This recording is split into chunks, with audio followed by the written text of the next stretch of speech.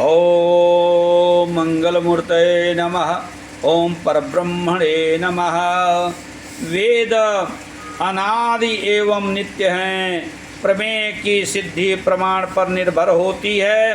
प्रमाण शून्य विचारवाद सिद्धांत सब अप्रामाणिक, भ्रांत, विनश्वर और हे भी समझे जाते हैं। जैसे रूप जानने के लिए निर्दोष चक्षु, गंध के लिए घ्राण, शब्द के लिए श्रोत्र, रस के लिए रसना, स्पर्श के लिए त्वक और सुख दुख के लिए मन प्रमाण अपेक्षित है, वैसे ही अनुमेय प्रकृति परमाणुवाद के ज्ञान के लिए हेत्वाभासों पर अनाधृत व्यभिचारादि दोष शून्य व्याप्ति ज्ञान या व्याप्य हेतु पर आधृत अनुमान अपेक्षित होता है।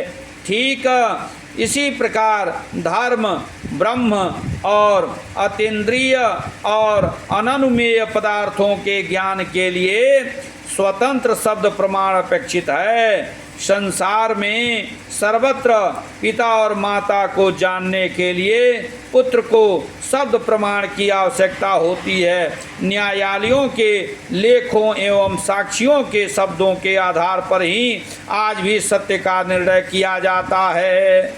फिर भी वैदिक शब्द प्रामाण्य उनसे विलक्षण है। कारण लोक में शब्द कहीं भी स्वतंत्र प्रमाण नहीं होते, वे प्रत्यक्ष एवं अनुमान पर आधारित होते हैं। उनके आधारभूत प्रत्यक्ष और अनुमान में दोष होने अथवा वक्ता के भ्रम, प्रमाद, विप्रलिप्सा, कर्णपाठ आदि दोषों से दूषित होने के कारण उनमें कहीं अप्रामाण्य भी संभव होता है। दोष शून्य प्रत्यक्षादि प्रमाणों पर आधारित समाहित निर्दोष आप्त वक्ता के शब्दों का ही प्रामाण्य होता है। किंतु अपौरुषेय मंत्र ब्राह्मण रूप वेद तो सदा प्रमाण ही होते हैं, स्वयं साध्य होते हैं, उन्हें प्रमाण की आवश्यकता नहीं होती। अप्रमाण नहीं है वेद, शब्द का प्रामाण्य सर्वत्र मान्य है। उसका अप्रामाण्य वक्ता के भ्रम प्रमादात दोषों पर ही निर्भर होता है। यदि कोई ऐसे भी शब्द हों जो किसी वक्ता से निर्मित न हो तो उनमें वक्तृ दोष से दूषित न होने के कारण, अप्रमाण्य कारण न होने से सूतराम उनका स्वतः प्रमाण्य मान्य होता है। ऐसे ही उपमान, अर्थापत्ति और अनुपलब्ध प्रमाण भी मान्य हैं। एतिह्य चेष्टा आदि कोई स्वतंत्र प्रमाण नहीं, क्योंकि प्रमाद या एतिह्य यदि आस परंपरा से प्राप्त हैं तो वे आप्त वाक्य में ही आ जाते हैं और चेष्टादि आंतर्भावों के अनुमापक होने से अनुमान में ही निहित समझे जाते हैं। जिन शब्दों या वाक्यों का पठन पाठन एवं तदर्थानुष्ठान अविच्छिन्न अनादि संप्रदाय परंपरा से प्रचलित हो और जिनका निर्माण या निर्माता प्रमाण सिद्ध न हो, ऐसे वाक्य या ग्रंथ अनादि एवं अपौरुषेय ही होते हैं। मंत्र ब्राह्मणात्मक शब्द राशि इसी दृष्टिकोण से अनादि एवं अपौरुषेय मानी जाती है।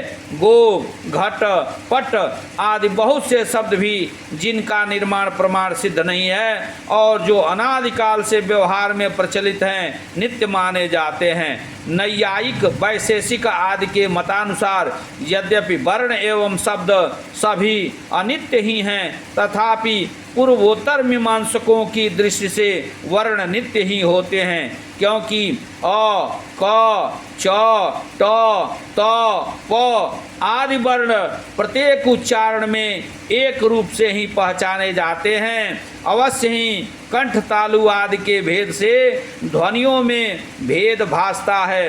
अतः ध्वनियों के अनित्य होने पर भी वर्ण सर्वत्र भिन्न एवं नित्य हैं। नियत वर्णों की नियत आन पूर्वी को ही शब्द एवं नियत शब्दों के नियत आन पूर्वी को वाक्य कहा जाता है। यद्यपि वर्णों के नित्य एवं विभु होने से उनका देशकृत तथा कालकृत पौर्वापर्य असंभव हो जाता है और पौर्वापर्य न होने से शब्द एवं वाक्य रचना असंभव ही है, तथापि कंठ तालवादि जनित वर्णों की अभिव्यक्तियां नित्य ही होती हैं, अतः इनका पौर्वापर्य संभव है और उसी के आधार पर पदत्व और वाक्यत्व भी बन जाता है।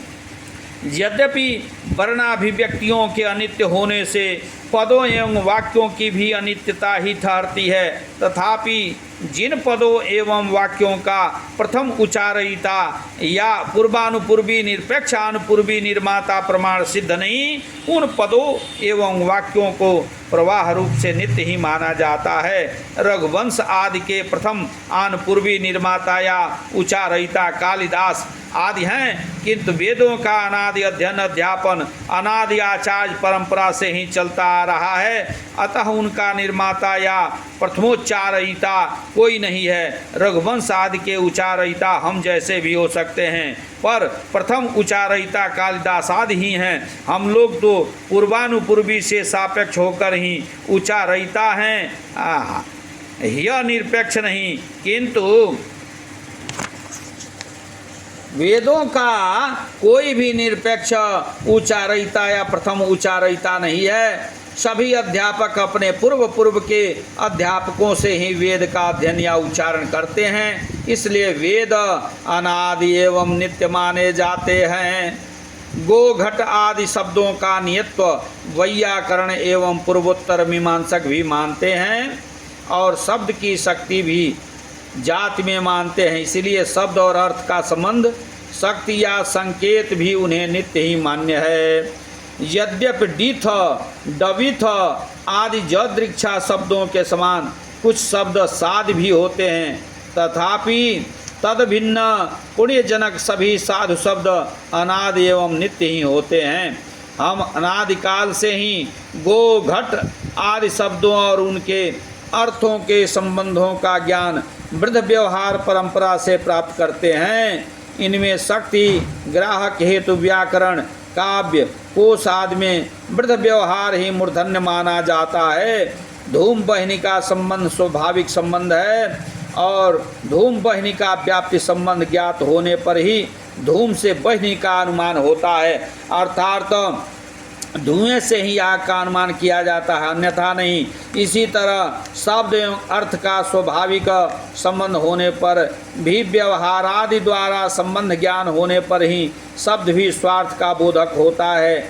यद्यपि नैयायिक वैशेषिक आदि शब्द एवं अर्थ के संबंध ईश्वरकृत होने से शब्द अर्थ और उनके संबंध को अनित्य ही मानते हैं, तथापि सृष्टि प्रलय की परंपरा अनादि होने से सभी सृष्टियों में संबंध समान रूप से रहते हैं, इसलिए उनके यहाँ भी शब्द अर्थ और उनके संबंध प्रवाह रूप से नित्य ही होते हैं। पूर्वोत्तर मीमांसक वर्ण पद एवं पद पदार्थ संबंध और वाक्य एवं वाक्य समूह को वेद को भी नित्य मानते हैं। इति वृत्तवेता भी संसार के पुस्तकालयों में सर्व प्राचीन पुस्तक ऋग्वेद को ही मानते हैं। लोकमान्य तिलक ने ओरायन में युधिष्ठिर से भी हजारों वर्ष पूर्व वेदों का अस्तित्व सिद्ध किया है। श्री दीनानाथ चुलेट ने कई मंत्रों को लाखों वर्ष प्राचीन सिद्ध किया है।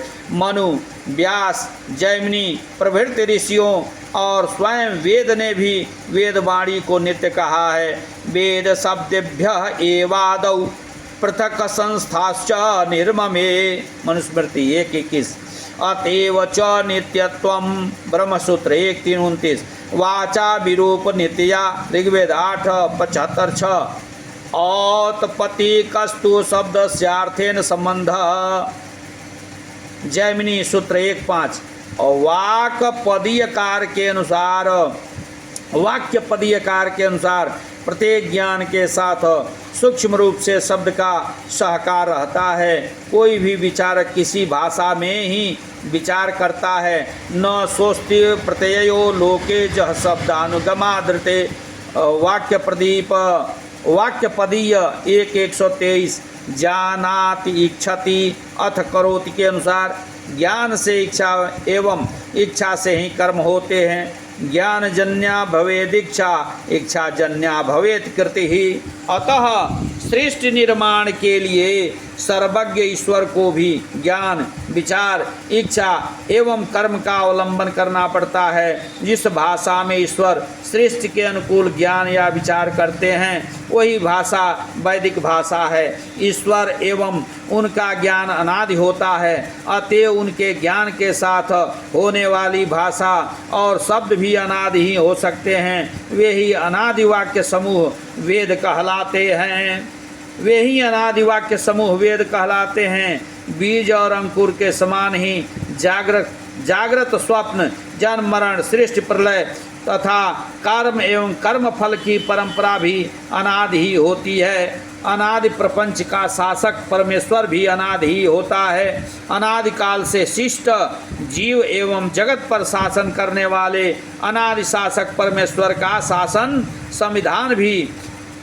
संविधान भी अनादि ही होता है। वही शासन संविधान वेद है। बोलिए वेद भगवान की जय, परब्रह्म परमात्मा की जय, वैदिक सनातन धर्म की जय। ओम पार्वती पतये नमः। हर हर हर महादेव शिव शंभो।